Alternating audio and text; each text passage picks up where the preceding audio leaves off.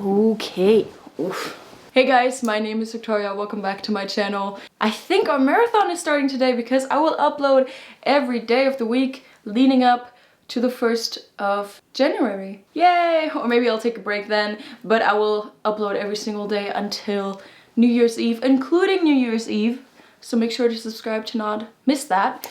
I need to change my battery because it's dying. Great. Today I will film my top 10 most sadly disappointing books of the year. So all the books that I read that weren't quite as much fun as other books that I've read this year. Before I really start, if you like any of these books, if you love any of these books, please do not feel offended. Just because they were the most disappointing books, it doesn't mean that there's not greatness to them or that other people can't enjoy them. This is solely my opinion. I just started with BookTube this year. I really started reading for my own enjoyment this year. So I wanted to figure stuff out, and there was stuff that I really loved and there was stuff that just didn't appeal to me, which is totally fine. I do want to say that not all of these books were horrible reads, but just in reflection of reading the books, I realized that I didn't really enjoy them.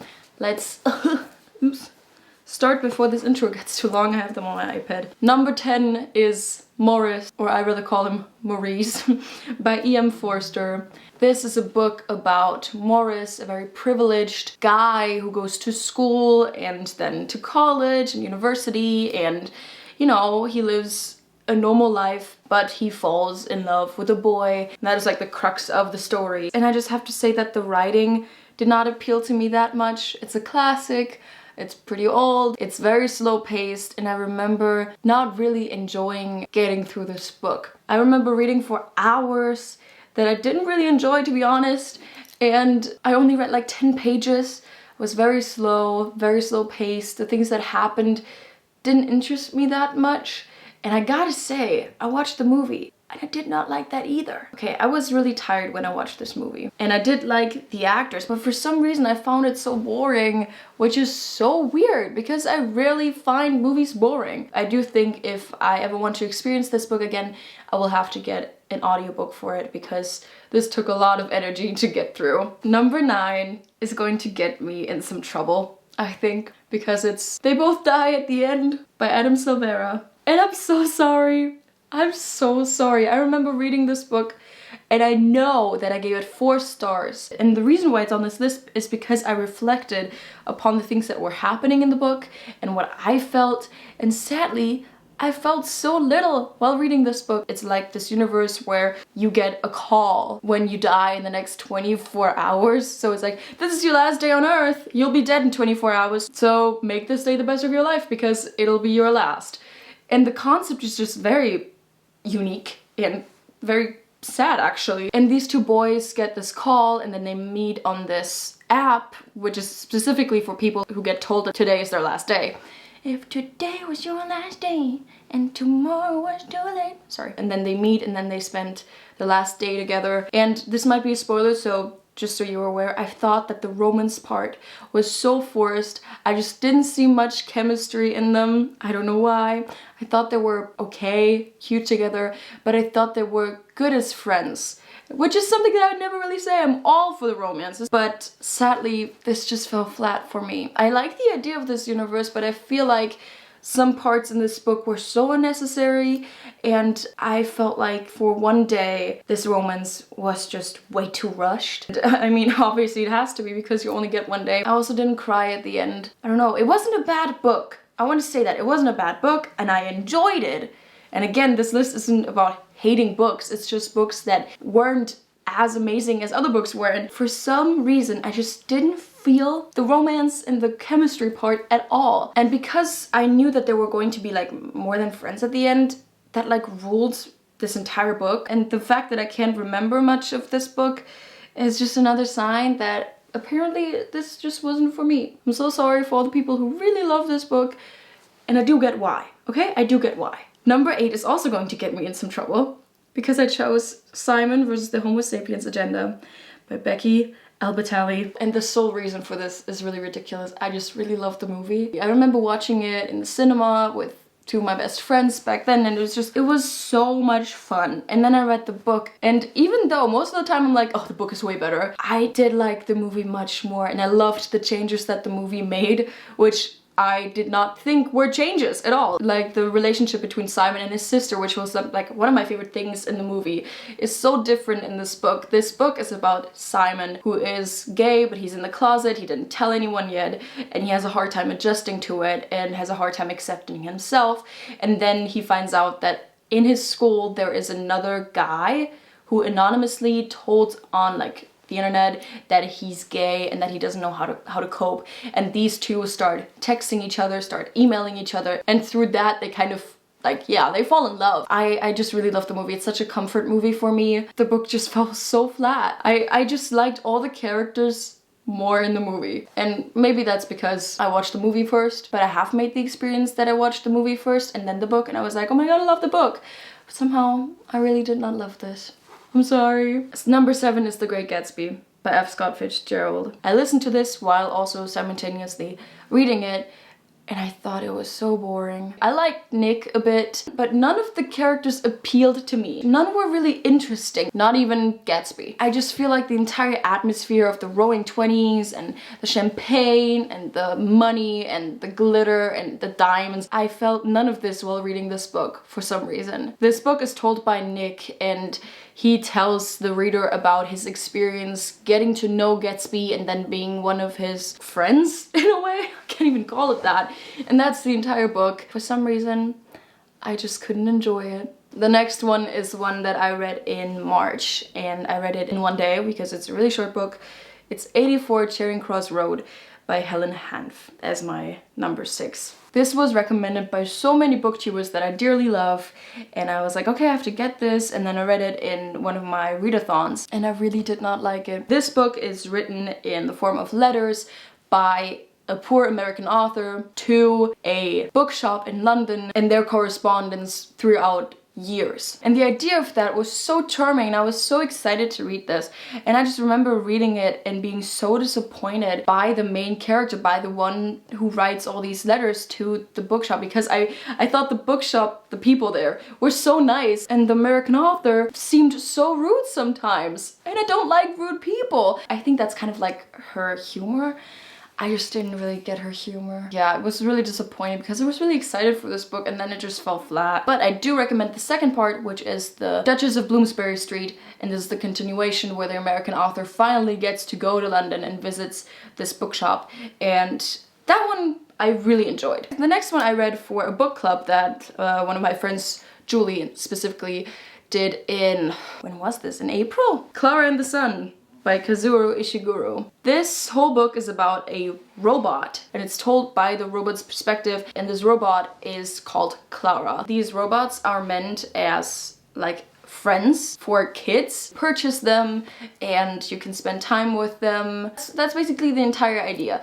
And looking back, there were some moments that I still remember that I do enjoy how Clara sees the world, and I do think it's a fun book to analyze. It's like a dystopian novel, and somehow I don't like dystopian novels. Except for Hunger Games, I disliked almost every dystopian that I've read. I don't know, I can't get warm with them. If the beginning was interesting, finding out how Clara sees the world, but after a while it got pretty boring, and halfway through I was like, I don't want to read this book anymore. And I found out it's just not something that I really enjoy. Number 4 is something that really makes me sad, which is Writers and Lovers by Lily King. I immediately wanted this book as soon as I saw the cover in a booktuber's video. I thought it was so pretty. I got it for my birthday and read it in one day in March. I remember that day very clearly because it was one of the worst days of this year, and I do think that my mood influenced my feelings about this book, but I didn't find the interesting and beautiful things that other people found in this book. It's about a poor author who wants to make a living of writing, but she doesn't have any success. She's mourning her mother. Her mother died recently, and she's a waitress. She's working her ass off, and then she's kind of like in a love triangle, which really confused me, by the way. Also, did you know this, that almost every single triangle or love triangle you have in books or movies is not actually a triangle? It's a pyramid. It's not a triangle, because most of the time it's one girl, two guys, both guys only interested in the girl. They're not interested in each other, so it's not a love triangle, it's just a love pyramid. It's just logical. I know everyone knows what you mean when you tell them it's a love triangle, but it's not logical, Okay? Just wanted to say that. So yeah, I wasn't interested in that. I couldn't root for anyone. I couldn't root for this guy or this guy. I couldn't decide who I liked better. So I wasn't really invested into the story. I don't know. Again, I just didn't find the special things that other people found in this book, and that made me really sad. I think about listening to it again next year and maybe my mind will change a bit. We're down to the last 3. Number 3 is a poetry collection. To the people who know me, it's no surprise that I chose Homebody by Rupi Kaur for this one. I could have chosen all her other books, but this one was the most infuriating because it was her most recent release. I hated Milk and Honey. I liked some of the stuff that was in The Sun and Her Flowers, and in general this is all to do with me not liking this kind of poetry. I'm not going to call it modern poetry because there's amazing modern poetry out there, but this isn't it. This is not at all what I enjoy when it comes to poetry, and without getting into too much detail, I just think it's way too basic and sometimes there's nothing in it. And this book, even though I should have seen it coming, I did expect to not like it, but I did not expect to not like it this much as I do. After The Sun and Her Flowers, I thought, yeah, she improved. Like, I really actually liked some of the stuff that was in there. And then I read this book, and then poems like this came up, or poems, and this. And those are just 2 examples that for me frame sadly the entire book. Actually, this book is, I think, about coming into yourself as a woman and being a woman in general, and also her parents and being an immigrant. It's really important stuff. And what makes me a bit sad about Rupi is that she writes about important stuff, but the way that she writes is just so boring. I was really disappointed that all the improvement that I thought that she made in The Sun and Her Flowers was gone in Homebody. So yeah, very disappointing. On this note, I just want to add that I think that Rupi has amazing potential and that she does have beautiful one-liners, but I feel like a lot of the poems that were in Homebody, including her other collections, were first drafts that had potential but were never edited. And I do think if you want to find great poems by her, you should look for her poems on Pinterest or on the internet. That's the best way you get the best of her poems, because I had the feeling in this book there were lots of page fillers. Just my opinion, guys, please don't get mad. I know that this kind of poetry is so accessible that a lot of people love it, because poetry can be very intimidating, but it's not my thing. Okay. Number 2 is another poetry collection. I have to mention it in this video, which is The Witch Doesn't Burn in This One by Amanda Lovelace. I read this book in February. What she wanted to write was a book about powerful women. What she did in the execution was write a book about hating men and how to kill all men because they're all assholes and they all hate women. It is so pretentious.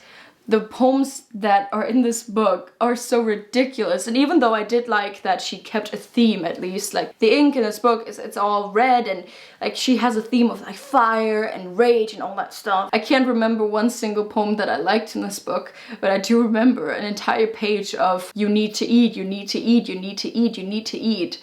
And as someone who suffers from an eating disorder, this book magically, obviously, changed my life, because this whole 2 whole pages was covered in this, and obviously it reminded me, oh yeah, shit, I have to eat, because it's that easy. I know that's not what she wanted, and I do think that this book wanted in the first place to empower women and to, you know, make things better, because apparently that's what you have to do as a poet nowadays, or these kind of poets. They need to make your life better and give you advice, which I don't think poetry is for, honestly.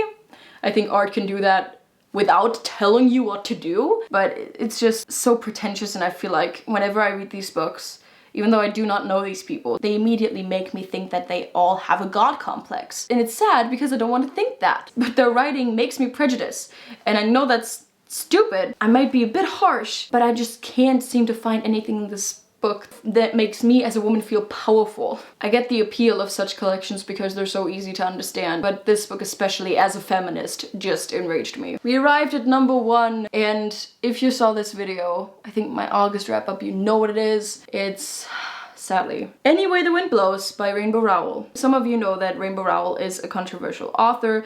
She actually got me into reading again last year with Carry On, and I really liked it, and I had to get the second part as well. And I really enjoyed the first and second part. It's kind of like Harry Potter Jerry fanfiction, just with different names. It's about Simon, who is a wizard, who goes to a wizarding school, and he has a nemesis called Baz, and they don't get along, but secretly they just wanna... Sorry, secretly they're into each other, and it's, you know, I really enjoyed the first book. I read the first book twice, and then I read the second book, which I read in like one day, and then I found out, because it had a cliffhanger, that the next book would be released this year in summer, and I was like, oh my god, I have to wait such a long time. I was so excited for this book, and I can't tell you anything about this book anymore because I forgot all about it, and I think I wanted to forget all about it because I thought it was so bad. The conflict that was the entirety of book 2 was solved in the first 100 pages. In the last part of a trilogy, you expect a big finale and a big battle or a big fighting scene and huge conflict between the characters and character development. I didn't see any of that in this book. It's so disappointing. I was really invested into their story and I really liked them, but this book was the worst finale I ever read. There are two sides in my head right now. One of them is I want to read this again and give it a second chance because maybe I just didn't listen well enough. And the other one is like, never read this book again, or just forget that this book ever existed. This did not happen. Wasn't invested into it at all, except for the first 100 pages. And after that I got so bored. So yeah, this is the last book. These were my top 10 most disappointing books of 2021. Again, none of these are horrible. If you enjoyed any of these, I'm so happy that you did. It's just not my thing. I want to stop justifying my opinions, so I'm going to do that now. Let me know if you read a book this year which you were really excited about and then it fell flat for you. If I recommended you a book and you hated it, let me know. Honestly, I'd love to just have a conversation about books, and that's the first reason why I filmed this video. Tomorrow I will tell you about the best books of this year, and I'm so excited. I hope you enjoyed this video, and if you did, please give me a thumbs up and comment down below what you would like to see next. Subscribe to this channel if you haven't yet, and don't forget to click the little bell next to the subscription button to never miss an upload. Yay! If you want to follow me on my Instagram, because that's where you get all the updates, it's right here, and all my social media, including my Twitter and my Patreon, is linked down below, so if you want to check it out, down below, as I said. Other than that, I hope you have a wonderful day, and I'll hopefully see you in my next video. Bye!